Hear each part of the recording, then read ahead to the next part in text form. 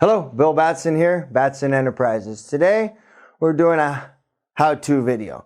How to find the spine on a rod. I'm not going to get into all the technical stuff about why the spine or why the straight edge or none of this. We're just going to show you how to find the spine and where to put your guides for a casting and spinning rod. Very simple, all right?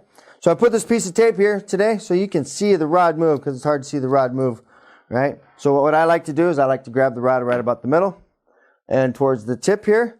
Good, put a good flex on it. You don't want to over flex this. You don't want to under flex it. You want to get some flex to it, and you're just rolling it. So I'm going to roll it on a hard surface, and you can see there's one, there's two. Okay, you saw the heavy one, there's a light one, and there's a heavy one. So that's where I'm going to mark my spine. So what I like to do is I'll keep the flex in it. I'll come with my grease pencil, right, and I'll mark my straight edge. I mean my spine, not my straight edge. All right, you can see my mark is right there. I like to check it. I'll roll it. There's a light one and a heavy one. So there it is. So if I'm going to build a spinning rod, I put my guides on this end. If I'm going to build a casting rod, I'm going to put my guides this way, right?